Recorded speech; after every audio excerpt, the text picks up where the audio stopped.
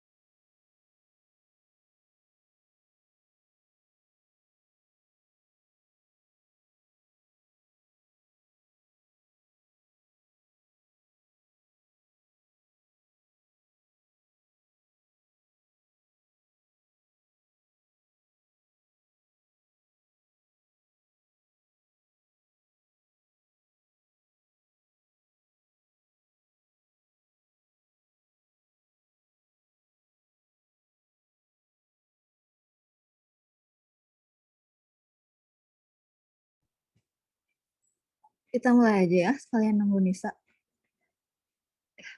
Bismillahirrahmanirrahim. Assalamualaikum warahmatullahi wabarakatuh. Waalaikumsalam warahmatullahi wabarakatuh. Oke, sekarang tuh pertemuan ke-13 ya. Berarti masih ada 2 pertemuan lagi sebelum UAS. Jadi ini pertemuan yang terakhir. Nanti 2 lagi kita akan bahas tentang soal-soal yang kemarin sama review materi-materi aja. Oke, ini lanjutan dari kemarin homomorfisme. Kemudian yang ini isomorfisme. Nah, syaratnya kalian harus tahu dulu apa itu fungsi injektif, surjektif, bijektif. Kalau nggak salah itu sudah saya kasih ya waktu sebelum UTS. Jadi nanti ingat-ingat lagi. Nah, di sini ada beberapa istilah yang baru, yaitu ada monomorfisme, epimorfisme, sama isomorfisme ini yang akan kita bahas hari ini. Kemarin kan kita sudah membahas homomorfisme, terus kernel, yang gitu ya. Fungsi juga kalau nggak salah sudah sedikit dibahas. Oke, ini mengingatkan dulu tentang fungsi injektif itu apa, fungsi bijektif apa, dan fungsi surjektif apa. Karena nanti itu yang akan dipakai untuk membuktikan monomorfisme, epimorfisme, dan isomorfisme. Oke, yang pertama itu ada fungsi. Jadi suatu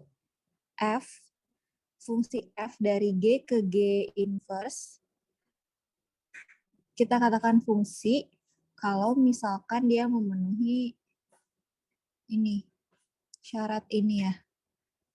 Untuk A sama dengan B, maka FA-nya sama dengan B. Dan A dan B-nya anggota dari G. G itu berarti dia di domain. Ini domain ya, atau daerah asal.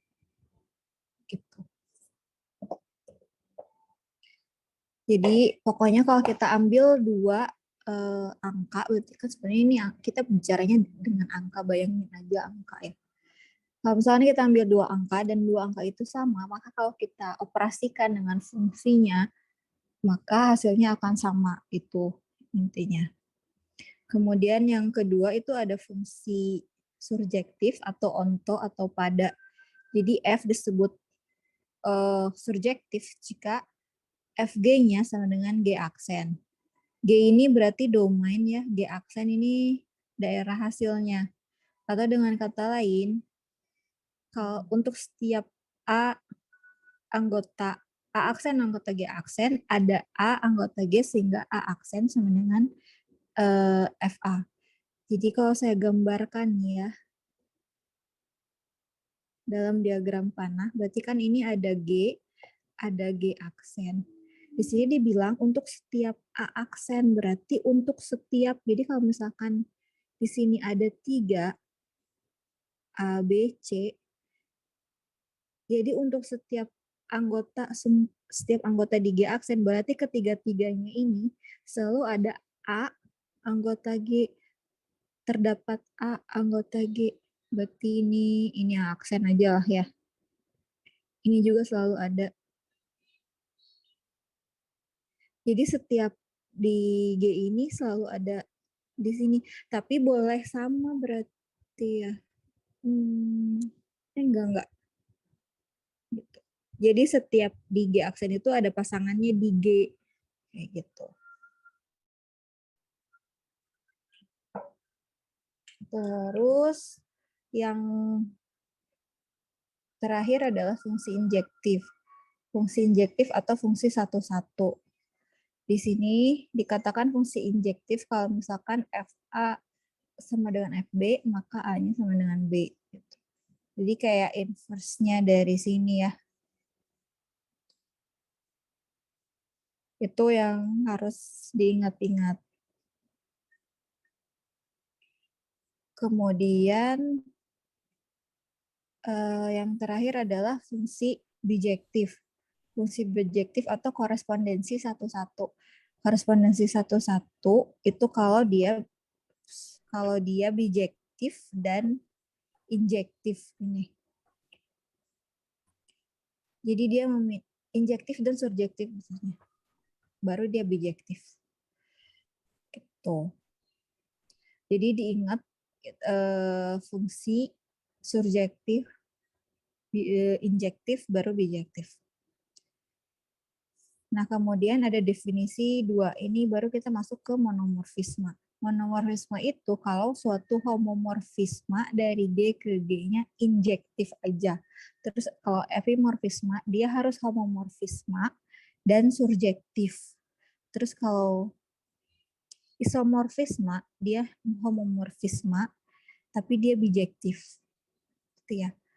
Jadi monomorfisme itu injektif, epimorfisme itu surjektif, isomorfisme itu bijektif. Gitu.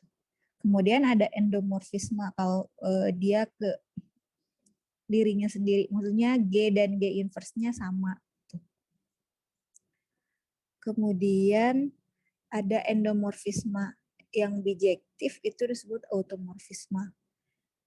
Dan homomorfik itu kalau misalkan dia homomorfisme dari G ke G inverse, ke G aksen. Gitu. Kalau isomorfik berarti homomorfismenya bersifat isomorfisme. Kayak gitu. Terus clear. Contoh ya. Misalkan G adalah bilangan real tanpa 0. Dia grup dari bilangan real tanpa 0 terhadap perkalian G aksen -1 -1. Yang juga grup terhadap perkalian. Lihat ya di sini operasinya berarti kan grup itu harus ada operasi ya. Di sini operasinya kali. G-nya perkalian, G aksennya perkalian juga. Telah ditunjukkan homomorfisme dari F G ke G aksen yang didefinisikan oleh ini. Kemarin ya sudah yang dicoba satu-satu kalau misalkan X-nya kurang dari 0, kalau Y-nya lebih besar 0, kayak gitu ada 4 kalau nggak salah. Nah, apakah dia surjektif atau injektif di sini sudah ditunjukkan.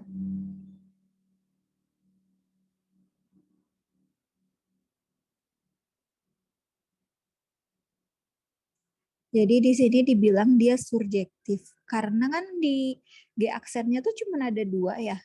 1 dan -1. di G aksennya. Apakah ada pasangannya di G atau tidak?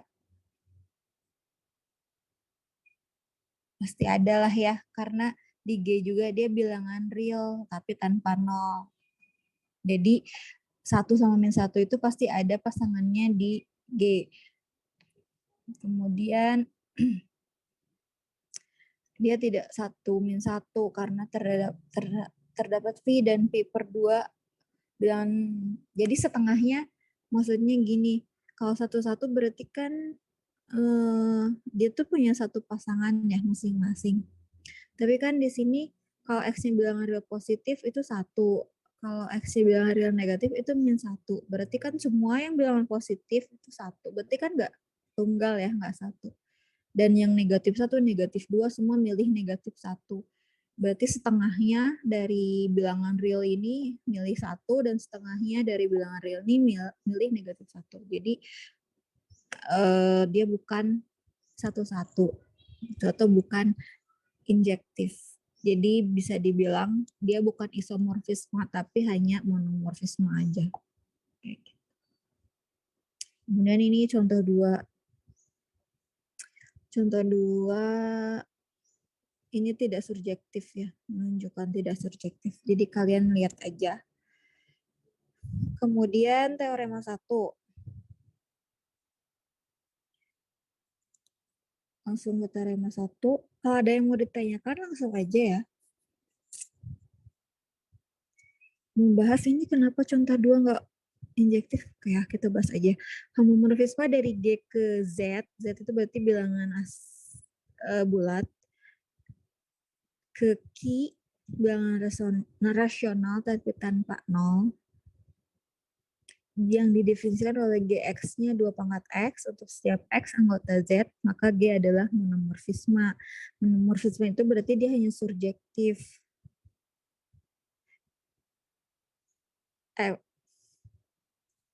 Iya, sorry. Injektif ya. Kalau endomorf. Ya, terima kasih Yosef. Oke. Jadi yang atas tuh sebenarnya tidak monomorfisme ya. Oke. Monomorfisme berarti dia injektif ya. Jadi kita buktikan si FG, FA sama dengan FB, maka A-nya sama dengan B. Jadi di sini kan G ya, namanya berarti GX sama dengan GY. Ini harusnya G nih ya. Maka kita punya 2X kali 2 pangkat X sama dengan 2 pangkat Y. Ya udah pasti kan X-nya sama dengan Y. Jadi dia injektif. Tapi dia tidak surjektif karena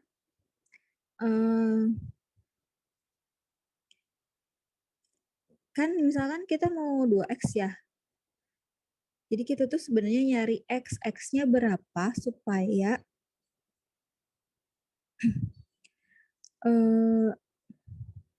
si X ini kan yang kita cari di G kan, atau di bilangan bulatnya. Jadi berapa sih X supaya, karena terdapat 2/3. Oh, karena di bilangan rasional itu kan bilangan pecahannya. Jadi banyak. Kalau ada aja salah satu dari bilangan rasional itu tidak ada pasangannya di G, maka dia bukan surjektif. Jadi misalkan kita urutkan bilangan rasionalnya itu apa aja. Q 0. Di sini ngambilnya 2/3. Misalkan kita ngambil apa? Setengah misalkan ya. Setengah kan dia bilangan rasional kan. Nah setengah itu dia harus sama dengan 2X. Berarti si X-nya itu harus supaya hasilnya itu setengah. Berarti kan ada ya 2 pangkat min 1 ya. Kalau 1/3, kalau 1/3 X-nya berapa? Enggak ada ya. Paling pakai ln kayak gitu ya. Dan ln itu bukan bilangan bulat. Jadi sedangkan sepertiganya bilangan rasional tapi nggak ada pasangannya di G. Makanya dia bukan surjektif gitu. Kalau surjektif itu setiap anggota Q itu harus ada pasangannya di G gitu, di bilangan bulat. Di sini ya tergantung soalnya. Jadi dia bukan surjektif. Kayak gitu. Ya itu untuk membuktikan surjektif. Jadi surjektif itu sebenarnya harus kayak try and error gitu. Jadi kalian harus list satu-satu dulu si anggota dari kodomainnya atau anggota range-nya. Apakah setiap anggota range-nya itu punya pasangan nggak di daerah asalnya atau di domainnya. Kayak gitu. Kemudian lanjut ke teorema 1. Jika F homomorfisme dari G ke G aksen, maka F monomorfisme jika dan hanya jika kernel F-nya sama dengan E, di mana E adalah elemen identitas dari G. Jadi di sini syaratnya adalah F-nya homomorfisme. Makanya di sini bisa dibilang kalau F monomorfisme jika dan hanya jika kernel F-nya sama dengan E, atau pokoknya F-nya punya kernel aja ya. Berarti kalau punya kernel itu dia punya unsur identitas gitu. Di G. Oke, itu. Udah selesai, kita ke latihan soal aja deh.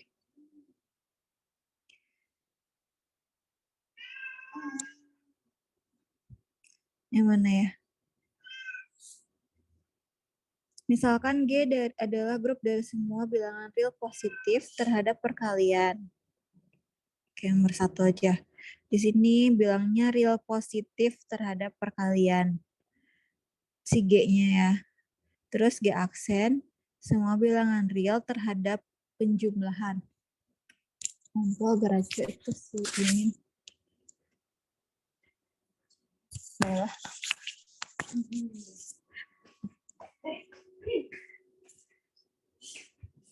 Dan pengaitan ya di sini bilangnya jadi belum dibuktikan dia fungsi. Jadi kalau misalkan cuma masih bilang pengaitan harus dibuktikan bahwa dia fungsi dulu. Kecuali dibilangnya pemetaan, kalau pemetaan dia udah fungsi. Gitu. Di sini dari G harusnya G besar ke G aksen didefinisikan FA-nya sama dengan log A untuk setiap A anggota G. Tunjukkan bahwa F isomorfisme. Oke, kita akan tunjukkan ya. Jadi itu kan si F-nya dari G real positif dengan kalinya gini aja deh. Ke G aksen real dengan kali. Gitu ya kalau nggak salah.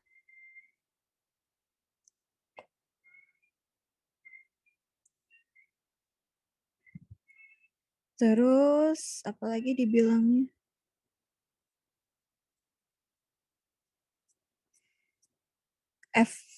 FA-nya. Oh, penjumlahan. Real terhadap penjumlahan. FA-nya sama dengan log A. Oke.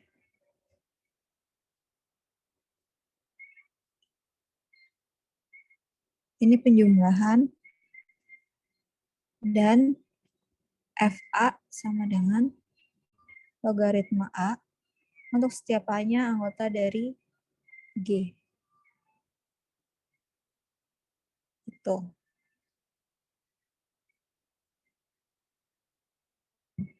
Sini akan ditunjukkan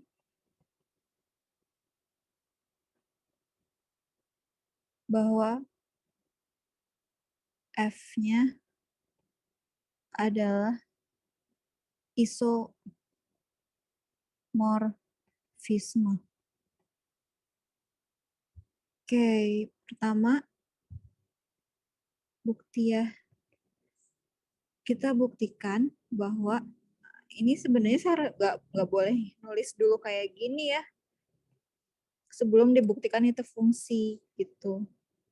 Jadi akan dibuktikan bahwa F adalah fungsi karena di sana dibilangnya baru pengaitan. Jadi kita ambil sembarang apa ya, A, B aja ya, anggota dari domainnya, sehingga berlaku kalau misalkan kita punya si A-nya sama dengan B, ini harus dibuktikan bahwa FA-nya sama dengan FB, atau kita buktikan log A-nya sama dengan log B. Gitu. Jadi ini gimana caranya biar jadi kayak gini? Ya udah sebenarnya tinggal di logaritmakan aja dua-duanya kan. Logaritma A sama dengan logaritma B. Ya udah ini kan sama dengan FA, ini sama dengan FB. Itu. Jadi kayak main-main sebenarnya, tapi ya emang kayak gini gitu. Jadi F adalah fungsi gitu. Sekarang sebenarnya mau membuktikan fungsi, habis fungsi misalkan kalian mau membuktikan homomorfisme dulu boleh, terus membuktikan injektif dulu boleh, surjektif dulu boleh, tapi saya lebih senang homomorfisme dulu. F, kalau misalkan homomorfismenya tidak dipenuhi walaupun dia injektif surjektif ya percuma kan, berarti dia bukan isomorfisme. Homomorfisme.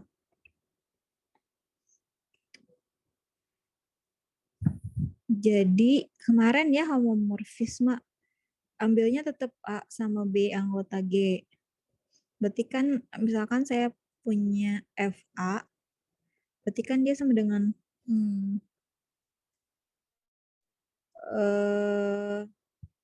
langsung aja ya saya kalikan. Kan homomorfisme tuh FA dot B kali ya sama dengan FA tambah FB harusnya, karena ini tergantung dari operasi di sini. Yang ini operasinya sama dengan G, yang ini operasinya sama dengan G aksen. Oke. Jadi FA kali B kita cari dulu. Ini artinya F AB berarti ya. Atau log AB. Sekarang FA tambah FB. Ini sama dengan log A tambah log B. Ini sama aja dengan log AB kan, dia dari sifat logaritma.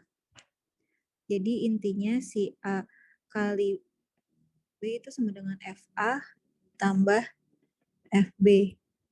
Jadi F itu homomorfisme. Udah ya, sekarang baru karena udah yakin homomorfisme, kita buktikan yang dua sifat tadi, injektif dan surjektif. Gitu. Karena di sini akan ditunjukkannya isomorfisme. Tadi injektif itu kebalikannya dari fungsi. Misal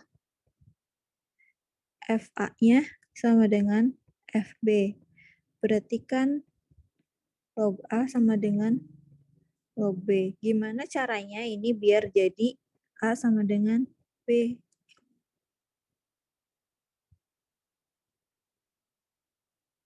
Gimana?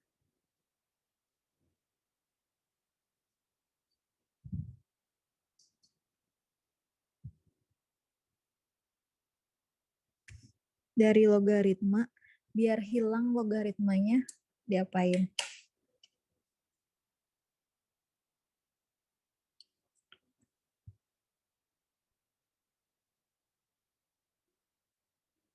Masih ingat sifat-sifat logaritma?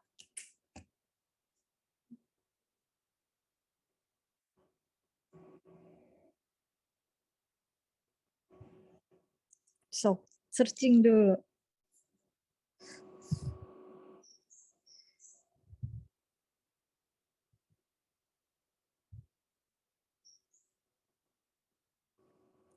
Dieksponenkan mungkin ya. Dieksponenkannya berapa?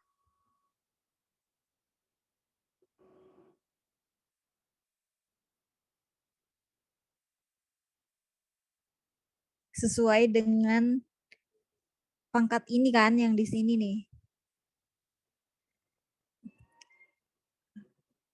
Iya, jadi kita pangkatkan 10 ke sini ya. 10 log A sama dengan 10 log B. Kan gini ya sifatnya tuh A log B itu sama dengan B. Jadi ini harus sama gitu. Ini dari sifat logaritmanya. Berarti ini A sama dengan B. Udah ya, berarti dari sini sudah ketahuan kalau FA sama dengan FB, maka A-nya sama dengan B. Jadi si F-nya injektif gitu. Oke, next kita buktikan.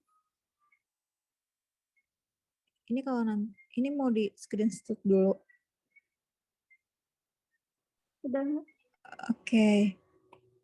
Next yang keempat ya. Akan dibuktikan bahwa F-nya itu surjektif.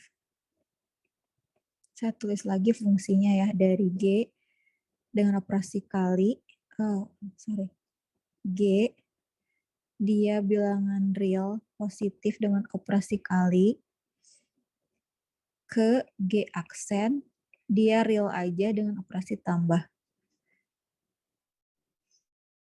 Jadi si bilangan real ini harus selalu ada pasangannya di G. Ada nggak satu aja misalkan nggak memenuhi, berarti dia bukan surjektif.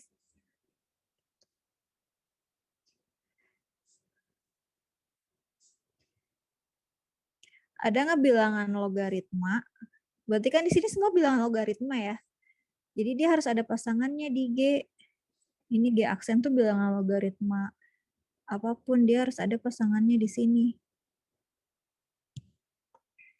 Misalkan logaritma berapa? 0, 0. Logaritma 0 ada nggak sih? 1 ya?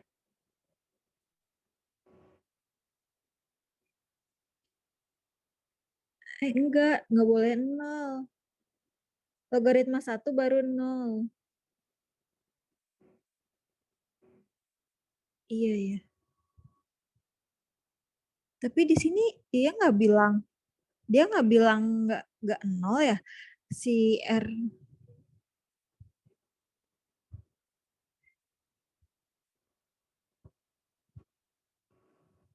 Iya. Logaritma 1 itu 0. Ada ya, pokoknya semua logaritma pasti ada ininya ya, ada pasangannya di X ya.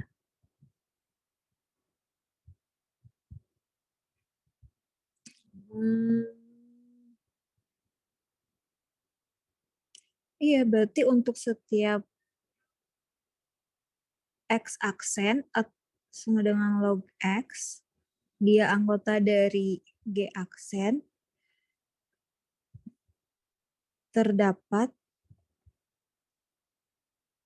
X, di mana X itu adalah berapa? 10 log X aksen ya. Enggak. Kebalikan dari sini, biar nyari X itu gimana sih? Saya lupa.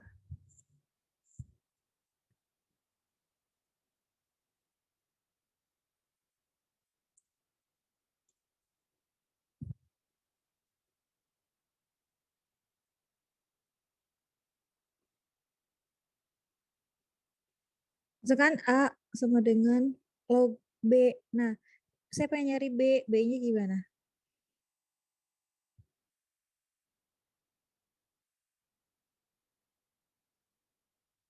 Ya lupa.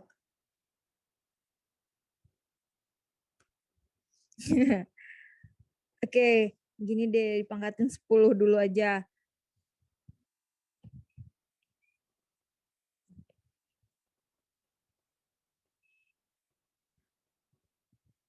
Nah, jadi 10 pangkat X ini ya, ini 10 pangkat log X. Jadi kan di sini sama dengan X, ini 10 pangkat X aksen ya, gitu ya. Gitu. Berarti terdapat X sama dengan 10 pangkat X aksen. Ya, ini kan 10 pangkat X aksen, ini pasti bilangannya positif ya. Bilangan pangkat itu nggak pernah negatif. Ada nggak misalkan 2 pangkat berapa yang hasilnya negatif, nggak mungkin gitu. 2 pangkat negatif 1 malah 1/2 akan pecahan. Jadi bilangan pangkat itu nggak ada yang negatif. Jadi ini pasti ada di real positif. Dia ada di G gitu. Jadi si X ini bentuknya tuh kayak gini semua dan bilangan ini pasti semua ada di G gitu. Jadi untuk setiap X ini selalu ada X sama dengan 10 pangkat X aksen di anggota G. Sedemikian sehingga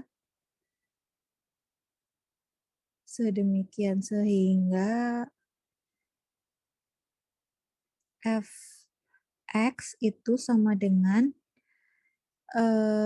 log 10 pangkat X aksen kan. Ini 10 dengan X aksen. Jadi F surjektif. Gitu. Yang kelima,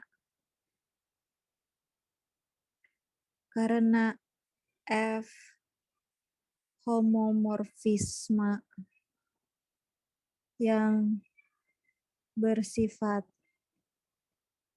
injektif dan surjektif, maka F adalah isomorfisme. Atau si G itu isomorfik dengan G aksen. G ini ya maksudnya.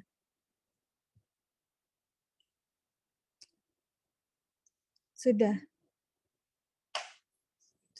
Emang yang paling susah itu membuktikan surjektif karena harus nalar dulu kaliannya. Ada yang mau ditanyakan sampai sini?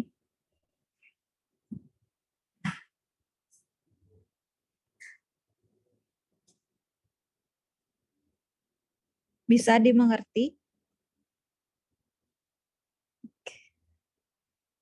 Aulia, Nisa, Novi gimana? Ngerti?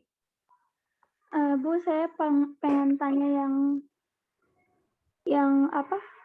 X aksen itu harus jadi X, maksudnya gimana ya, Bu? Yang mana? Yang X aksen harus jadi X itu maksudnya kenapa harus dirubah gitu, Bu? Oh, ini ya yang surjektif. Kan definisi dari injektif itu untuk setiap Y anggota dari G aksen tadi itu apa ya? Misalkan si F-nya dari G ke G aksen ya. Jadi setiap Y anggota G aksen atau X aksen aja deh. Terdapat X anggota dari G sedemikian sehingga Fx-nya sama dengan X aksen kan. Ini definisi dari surjektif. Jadi setiap X aksen ini, setiap X aksen yang di sini, misalkan ini ada 2 X aksennya, selalu ada pasangannya di sini X.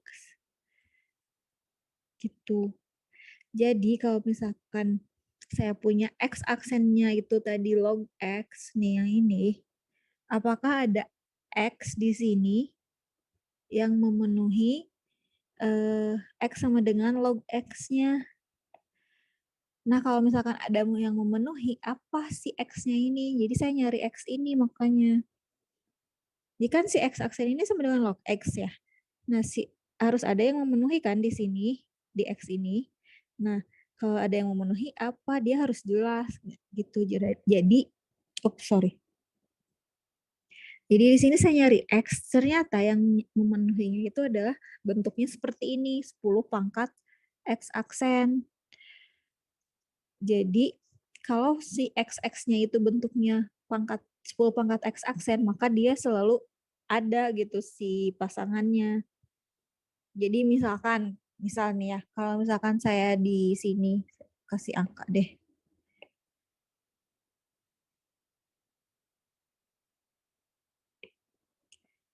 G aksen ini G. Jadi misalkan di sini saya punya log 2. Berarti di sini saya harus punya 10 pangkat berapa? 2 ya? 10.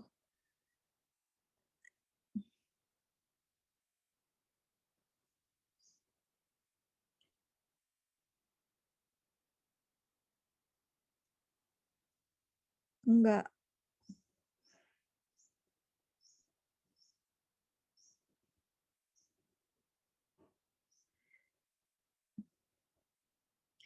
Ini sama dengan X aksen.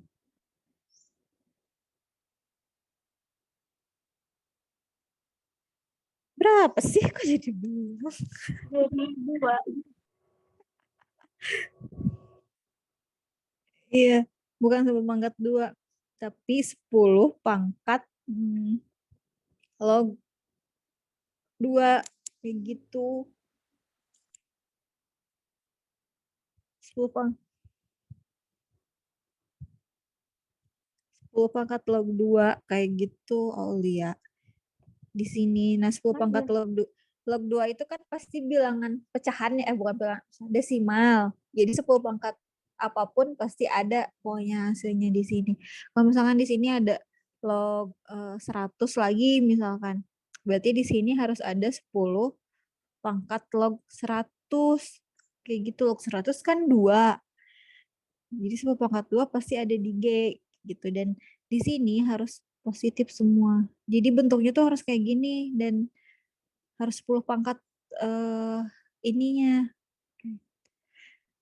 Jadi jangan kita tuh serain mengklaim bahwa dia ada X di sini, ada pasangannya di G, kita tuh harus cari juga apa si X itu gitu. Jangan cuma ngeklaim ada loh pasangannya, tapi apa kayak gitu. Ternyata pasangannya itu ya ini 10 pangkat X aksen. Dan 10 pangkat X aksen ini selalu ada di G karena dia selalu positif. Selalu positif. Di sini kan si G-nya sendiri adalah R positif. Makanya harus nyari X-nya. Kayak gitu. Bisa dimengerti? Iya, Bu. Insyaallah. Ada lagi yang mau ditanyakan? Yang kemarin, soal-soal kemarin ditabung aja dulu ya. Nanti minggu depan kita akan mulai bahas soal-soal yang sebelumnya belum dibahas. Baik, Bu. Oke, kalau nggak ada kita coba ada soal lagi. Kalau nggak salah soalnya sama yang kayak kemarin. Jadi yang kemarin kan sudah dicari ya si apa homomorfismanya. Yang nomor 2 ini. Mana sih? Ini yang nomor 2 ini. Ini homomorfisme. Nah, homomorfismanya kan udah dicari. Sekarang coba nanti kalian selidiki juga apa dia epimorfisme, monomorfisme atau homomorfisme kayak gitu. Itu di rumah aja lah ya, kebar kuota. Udah ada yang mau tanyakan lagi? Udah, Bu, kayaknya. Bisa gimana Novi? Udah ngerti? Ya, Bu. Insya Allah, Bu. Oke deh. Sekarang silahkan coba nomor 2 yang kemarin, sama kayak yang kemarin disuruh kan nomor 2 ya. Nanti kita cek minggu depan. Oke deh, sampai di sini pertemuan kita. Nanti ujiannya berarti dari subgrup normal ya. Subgrup normal. Sampai homomorfisme, isomorfisme ini. Kayak gitu. Udah ya. Selamat mengerjakan. Assalamualaikum warahmatullahi wabarakatuh.